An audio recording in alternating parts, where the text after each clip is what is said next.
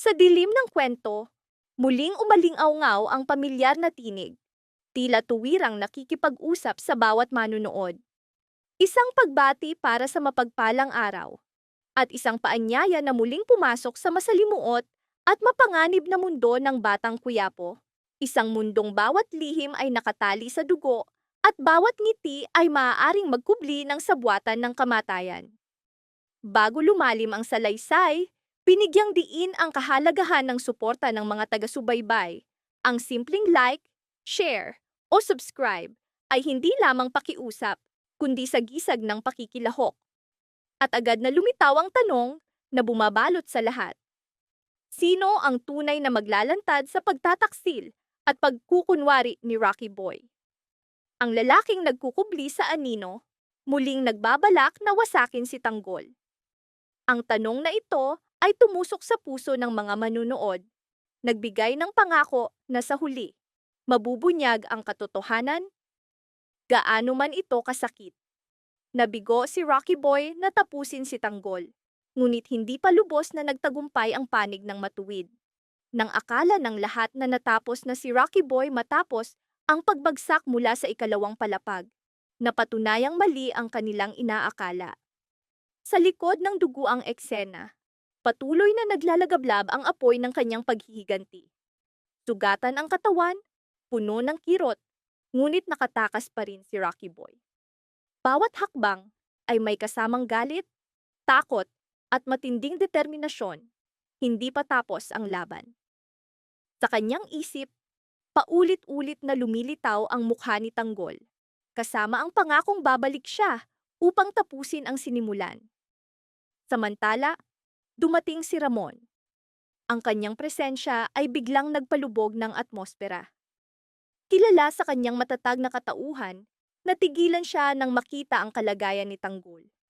Nakahandusay ito sa malamig na sahig, duguan, walang malay at halos wala ng hininga. Ang kanyang mukha ay puno ng bakas ng pananakit. Bawat patak ng dugo ay sigaw ng sakit at pagtataksil. Lumuhod si Ramon sa tabi niya, isang sandali na naging sagisag ng pagkakaibigan, sakripisyo, at laban na hindi pa tapos. Nanginginig ang mga kamay ni Ramon habang sinusubukang maramdaman ang pulso ni Tanggol, umaasang may natitirang alab ng buhay. Lalong bumigat ang katahimikan at sa kanyang mga mata ay nagtipon ang galit at takot. Nakipagbuno ang kanyang isip sa tungkulin at damdamin. Sanay siya sa karahasan, ngunit iba ang pagkakataong ito, sapagkat ang nakahandusay sa harap ng kamatayan ay si Tanggol, ang lalaking paulit-ulit na lumaban sa kapalaran, bumangon sa bawat pagbagsak, at ngayoy nakahandusay na walang laban. Hawak ang duguang kamay ni Tanggol, bumalik sa isip ni Ramon ang lahat ng babala. Ang mga palatandaan ng masamang plano ni Rocky Boy. Nagsanib ang panghihinayang at puot, at sa katahimikan ay nabuo ang matibay na pasya. Hindi pa tapos ang laban. Ang pagtakas ni Rocky Boy ay hindi wakas, kundi simula ng mas nakakatakot na digmaan. Ang pagbagsak ni Tanggol ang magiging apoy na magpapaalab sa paghahanap ng hustisya. Sa sandaling iyon, isang katotohanan ang umukit sa bawat tauhan. Sa mundong ito, walang tunay na ligtas at ang tiwala ay maaaring maging lason. Bawat tingin, bawat hindi nasabi, bawat patak ng dugo ay hudyat ng paparating na banggaan. Si Tanggol ay nanghihina, habang si Rocky Boy ay naglaho sa dilim. Lalong bumigat ang tanong, hanggang saan ang kanilang kayang isakripisyo upang mabuhay? At sino ang unang bibigay kapag hinarap na ang galit, lihim at katotohanan? Sa huli, nagbigay ng utos si Ramon. Dalhin ang walang malay na katawan ni Tanggol sa ligtas na silid ng kanilang taguan. Isang lugar na malayo sa mata ng pagtataksil at tainga ng mga espiya. Habang maingat na binubuhat ng kanyang mga tauhan si Tanggol, lalo pang bumigat ang dibdib ni Ramon. Paulit-ulit na umikot sa kanyang isip ang tanong, paano nakapasok ang isang taksil sa kanilang pinakamatatag na kanlungan? Para kay Ramon, ang taguan ay hindi lamang lugar ng pagtatago, kundi sa gisag ng tiwala, pagkakaisa at dugo, ang pundasyon ng kanilang pakikibaka upang mabuhay. Ilang sandali pa, dumating si Rocky Boy. Ang kanyang mukha ay puno ng kunwaring malasakit. Ang kanyang mga mata ay nagkukunwaring naguguluhan. At ang kanyang tinig ay nanginginig na para bang wala siyang alam. Mabilis siyang lumapit upang tumayo sa tabi ni Ramon. Tila isang tapat na kasama, handang tumulong. Ngunit sa ilalim ng maskara, nanatiling buhay ang kanyang lihim na puot at uhaw sa paghihiganti. Sa sandaling itinutok ni Ramon ang baril kay Rocky Boy, nagliyab ang kanyang mga mata sa galit at hinala. Mabigat ang kanyang tinig, malamig ngunit puno ng puwersa. Sino ang taksil na nakapasok sa kanilang taguan at sino ang nagtulak kay tanggol sa bingit ng kamatayan? Muli, nagsimula ang palabas ni Rocky Boy. Bahagyang nanginginig ang kanyang mga kamay, nakataas na para bang sumusuko. Paulit-ulit niyang iginiit na wala siyang alam, na hindi niya kilala ang salarin. Sa loob, pinipigilan ni Rocky Boy ang kanyang takot. Alam niyang isang maling galaw ay magbubunyag ng kanyang tunay na pagkatao. Kaya't malinaw ang kanyang plano, manatiling kalmado, panatilihin ang maskara ng inosente, kahit ang kanyang puso ay puno ng puot at uhaw sa paghihiganti. Sa huli, matapos ang tensyonadong pagtatanong, dahan-dahang ibinaba ni Ramon ang baril. Hindi dahil sa tiwala, kundi dahil wala pang sapat na ebidensya. Ngunit nanatiling nakabaon sa kanyang dibdib ang hinala, isang tinik na hindi maaalis hanggat hindi nabubunyag ang katotohanan. Samantala, mabilis na nagbalangkas si Rocky Boy ng plano. Tapusin na ang buhay ni Tanggol. Ito na ang sandaling matagal niyang hinintay, ang pagkakataong wakasan ang lahat ng kanyang sakit at puot. Siya mismo ang nagboluntaryo na magluto para kay Tanggol, kunwari upang mapabilis ang paggaling. Sa panlabas, puno ng malasakit ang kanyang tinig, ngunit sa loob ay naglalagablab ang determinasyong pumatay. Sa gitna ng kaguluhan, tinanggap ni Ramon ang alok bilang simpleng tulong. Sa kusina ng taguan, tahimik na inilabas ni Rocky Boy ang matagal nang nakatagong muriatic acid. Bawat patak na kanyang inihalo sa pagkain ay sagisag ng kanyang sugat, nabasag na pangarap, at mga mukhang sinisi niya sa kanyang pagdurusa. Naniniwala siya, ito na ang wakas ni Tanggol, at sa huli makakamtan niya ang kanyang paghihiganti. Isang madilim na ngiti ang lumitaw sa kanyang mga labi. Ngiting walang bahid ng pagsisisi. Dala ang pagkain, bumalik si Rocky Boy. Dahan-dahan siyang lumapit kay Tanggol na walang malay pa rin, walang kamalay-malay sa anumang panganib. Sa bawat hakbang, bumibilis ang tibok ng kanyang puso. Hindi dahil sa takot, kundi sa kilig ng paghihiganti. Sigurado siya, ang kamatayan ni Tanggol ay magmumukhang natural, bunga lamang ng panghihina ng katawan. Samantala, malayo sa taguan, mariing sinabi ni Miguelito kay Jason.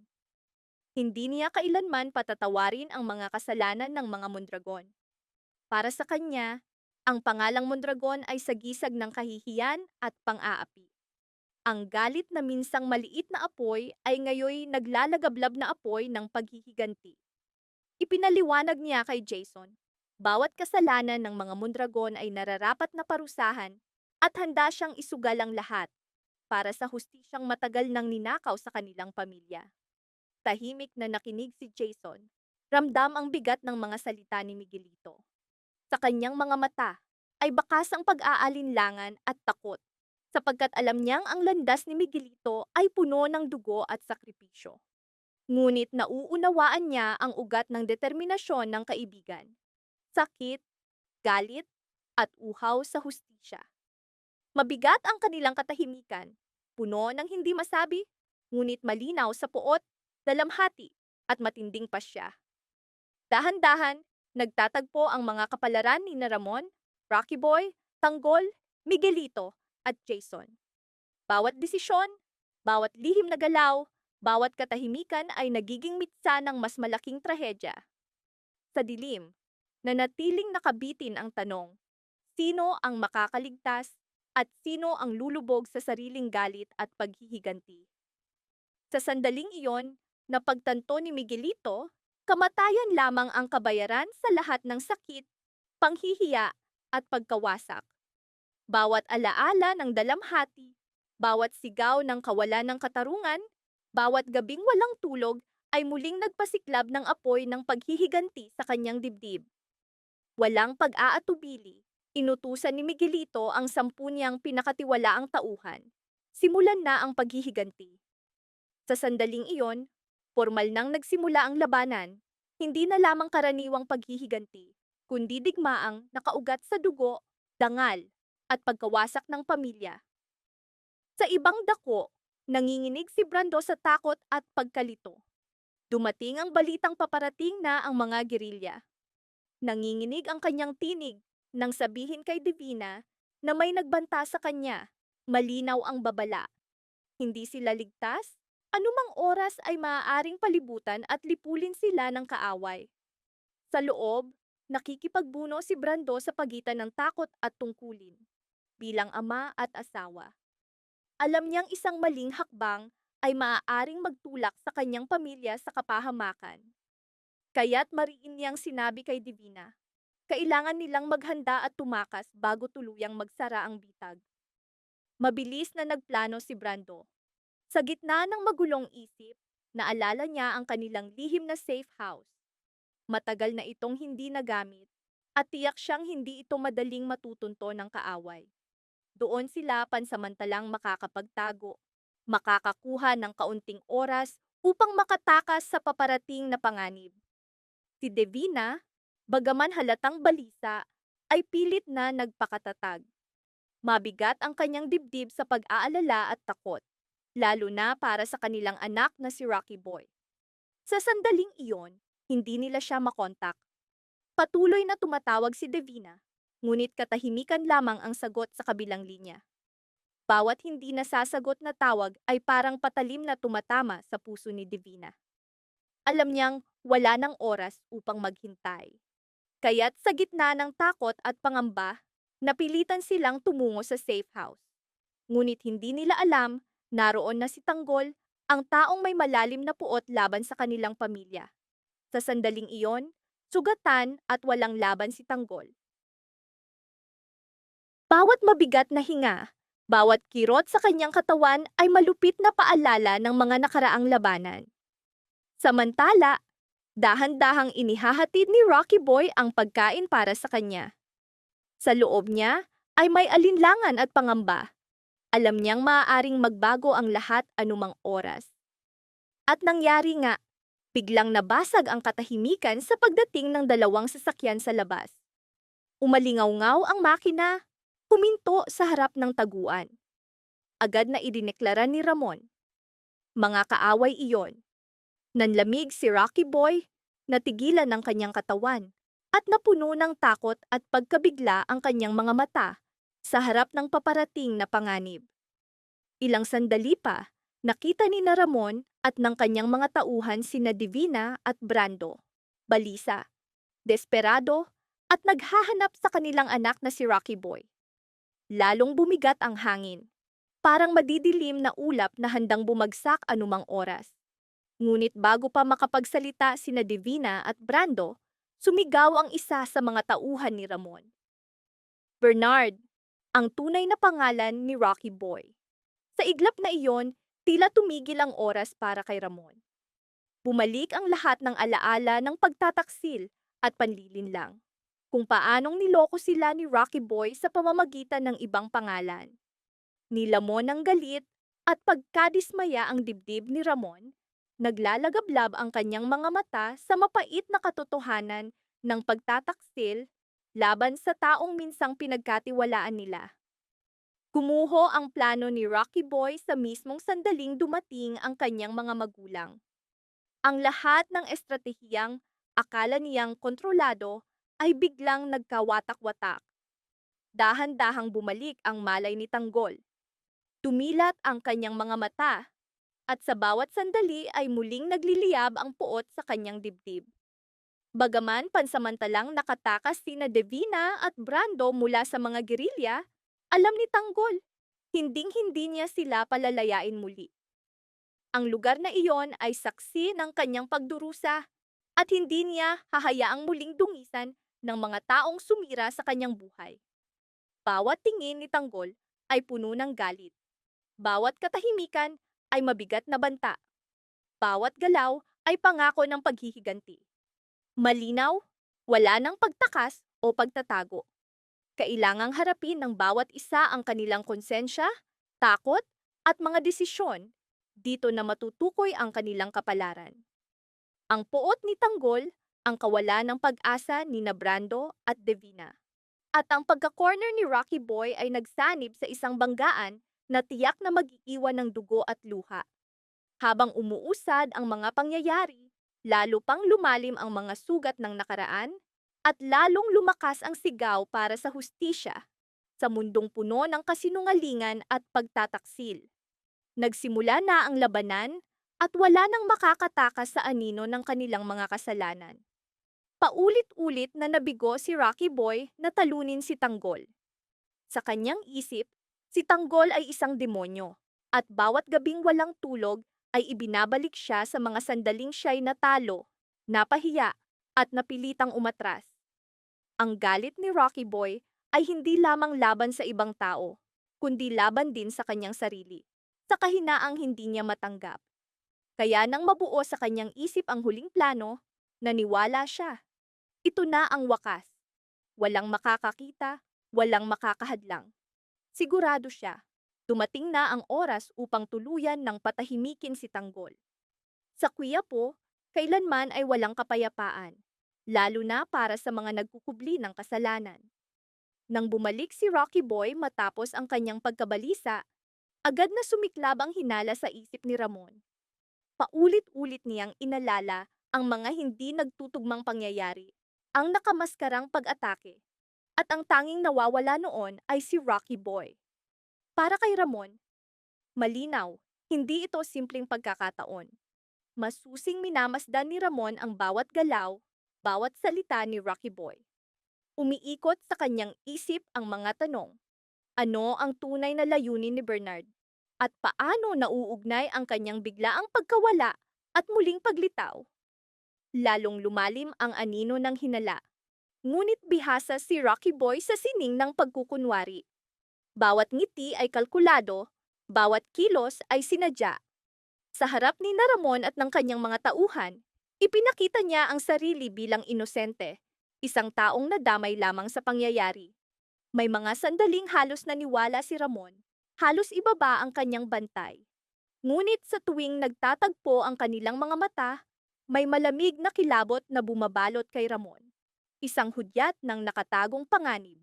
Lalong tumindi ang hinala ni Ramon nang biglang magbuluntaryo si Rocky Boy na magluto para kay Tanggol. Sa unay tila simpleng pakikisama, ngunit para kay Ramon ito'y masyadong mapilit, masyadong may layunin. Alam ng lahat na si Eneng ang may tungkulin sa pagluluto. Ang pagpupumilit ni Rocky Boy ay naging tahimik na babala ng panganib. Tahimik na minamasdan ni Ramon ang bawat hakbang ni Rocky Boy sa kusina. Kung paano niya hinahawakan ang mga sangkap, kung paano siya bahagyang nag-aalinlangan bago ihain ang pagkain. Sa katahimikan ay ramdam ang mabigat na tensyon, handang sumabog anumang oras. Samantala, naglalaban sa isip ni Rocky Boy ang takot at determinasyon. Alam niya, ang pagkain na kanyang inihahanda ang susi sa kanyang plano. Nandoon ang lason na matagal niyang itinago, ang huling sandata laban kay Tanggol. Ngunit sa bawat halo, lalo siyang kinakabahan. Paano kung siya'y mahuli? Paano kung mabunyag agad ang kanyang pagtataksil? Pinilit niyang patahimikin ang kanyang konsensya. Kinumbinsi ang sarili na ito lamang ang paraan. Ito lamang ang wakas ng kanyang bangungot. Habang tahimik na nagaganap ang labang iyon sa kusina, biglang sumiklab ang karahasan sa mansyon ng Mondragon. Walang babala, walang awa, sumalakay ang mga gerilya. Nilusob nila ang bawat sulok, Winasak ang bawat harang. Umalingaw-ngaw ang putukan, sigaw, at hampasan. Ginawang madugong larangan ng digmaan ang dating makapangyarihang mansyon. At sa gitna ng kaguluhan, nakabiti ng tanong, sino ang makakaligtas at sino ang tuluyang mawawala? Ang lihim na pakana ni Rocky Boy, ang hinala ni Ramon, ang nagbabantang panganib kay Tanggol, at ang madugong sagupaan sa mansyon ng Mondragon, lahat ay nagsanib, hinihila ang bawat tauhan sa gitna ng unos. Bawat desisyon ay may kapalit. Bawat katahimikan ay may nakatagong pagsabog. Hindi na lamang ito usapin ng tagumpay, kundi kung sino ang handang isakripisyo ang konsensya, tiwala, at buhay para sa kanilang nais na wakas. Hindi na lamang tanong kung sino ang kakain ng lason, kundi kung sino ang unang guguho sa bigat ng kanilang mga kasalanan kapag lumitaw na ang katotohanan. Sa sandaling iyon, nagsalita si Divina, inilabas ang matagal nang kinikimkim na takot at bumigat ang katahimikan sa pagitan nila ni Brando. Kalmado ang kanyang tinig, ngunit puno ng pangamba. Kilala niya ang mga gerilya, ang kanilang kalupitan, ang kanilang walang habas na pagpatay. Sa bawat hinga, ramdam niya ang takot na pilit niyang itinatago. Nang magsalita si Divina tungkol sa mga desisyon ni Rocky Boy, lalo pang bumigat ang kanyang pasanin. Sinabi niyang hindi nila tunay na alam ang mga intensyon ng anak, lalo na't palapit na ito kay Tanggol. Ang simpleng pagbanggit sa pangalan ni Tanggol ay nagdulot ng matinding takot sa kanyang puso. Inamin ni Divina na kilala niya si Tanggol, hindi lamang bilang mabagsik na mandirigma, kundi bilang isang walang awang tao na hindi magdadalawang isip na patayin si Rocky Boy kung matuklasan ang katotohanan. Ang nakakatakot na posibilidad na iyon ang nagtulak kay Brando na magpasya. Sa gitna ng panganib at kawalan ng katiyakan, nagpasya siyang dalhin si Rocky Boy sa kanilang rest house. Isang lugar na pinaniniwalaan niyang hindi alam ng mga gerilya. Ngunit ang desisyong iyon ay bunga ng desperasyon, hindi ng katiyakan. Habang sila'y umaalis, lalo pang bumigat ang dibdib ni Brando sa pasaning responsibilidad at sa takot na baka huli na ang lahat. Samantala, nabigo sina Jason at ang kanyang mga tauhan na hulihin sina Brando at Rocky Boy. Ngunit hindi sila sumuko. Sinundan nila ang bawat bakas, bawat pahiwatig, patuloy na naghabol. Sa bawat hakbang ay tumindi ang tensyon, sapagkat alam nilang isang pagkakamali lamang ay katumbas ng kamatayan. Bumalik ang eksena kay Ramon. Ang malamig at matalim niyang mga mata ay nagbunyag ng hinala. Inutusan niya si Eneng na bantayan ang bawat galaw ni Rocky Boy, ngunit nang hindi siya pinapansin. Para kay Ramon, mahalaga ang pag-iingat. Binalaan niya, kung may makitang kahina-hinalang kilos, huwag agad harapin, sapagkat maaaring makatakas si Rocky Boy. Naniniwala si Ramon na ang pasensya at disiplina ang pinakamabisang sandata laban sa tusong kaaway. Walang kamalay-malay si Rocky Boy na minamasdan ng bawat galaw niya. Hanggang sa malinaw na nakita ni Eneng ang sandali nang ihalo ni Rocky Boy ang lason sa pagkain ni Tanggol. Sa likod ng kanyang nanginginig na mga kamay at pilit na kalmadong mukha ay nakatago ang takot at puot. Para sa kanya, ito na ang sandaling magbabago ng lahat. Lumabas siya, pinilit ang isang ngiti at sinabi, tiyak na magugustuhan ni Tanggol ang pagkain. Ngunit sa likod ng kanyang mga salita ay nakatago ang matinding pangamba, ang takot na mabunyag ang kanyang plano. Habang iaabot na ang pagkain kay Tanggol, biglang sumingit ang malamig at matalim na tinig ni Ramon. Si Rocky Boy ang dapat unang tumikim. Agad na sumiklab ang hinala sa isip ni Rocky Boy. Bumilis ang tibok ng kanyang puso. Sinubukan niyang tumakas, ngunit mahigpit siyang hinawakan ni Naraman. Sa kabila ng kanyang pagtutol, napilitan siyang kumain. Ilang segundo lamang, siya'y nagsuka, patunay na may lason ang pagkain. Nabunyag ang kanyang pagtataksil. Agad na iginapos si Rocky Boy. Walang magawa. Nakahandusay siyang nakatali, habang dahan-dahang bumabalik ang malay ni Tanggol. Tumilat ang kanyang mga mata, mabigat ang paghinga, at malinaw niyang sinabi, ang nakamaskarang umatake sa kanya ay anak ni Divina. Sa sandaling iyon, bumukas ang pinto at pumasok si Divina. Puno ng luha ang kanyang mga mata, nanginginig ang kanyang tinig. Nagsumamo siyang palayain ng kanyang anak na si Rocky Boy. Sa isang iglap, nagsanib ang lahat ng katotohanan. Nabunyag na si Bernard at si Rocky Boy ay iisa. Ang matagal nang nakatagong mga lihim ay lumantad. Ngunit bago pa man, humupa ang tensyon, sumiklab ang nakakatakot na sagupaan. Natagpuan ng mga gerilya ang taguan at wala ng pagtakas. Nagharap ang puwersa ng mga gerilya, ang mga kakampi ng Montenegro, at ang lakas ng mga Mondragon. Bawat putok, bawat sigaw, bawat hampas ay umalingaw-ngaw ng paghihiganti, puot, at kawalan ng pag-asa. Sa gitna ng madugong labanan ay si Tanggol. Ang kapalaran at mga kaaway ay sabay na nagtatangkang wasakin siya. Patuloy ang digmaan at naging malinaw bawat desisyon, bawat lihim, bawat pagtataksil ay may kapalit na mabigat na parusa. Isa na lamang ang tanong, paano haharapin ni Tanggol ang kalupitan ng mga Mondragon? At hanggang saan dadalhin ng kanyang lakas ang landas ng paghihiganti? Sa gitna ng dugo at apoy, nakabitin sa marupok na hibla ang kapalaran ng bawat tauhan. At sa huli ng madugong digmaan, tanging ang pinakamalakas lamang ang mananatiling nakatayo.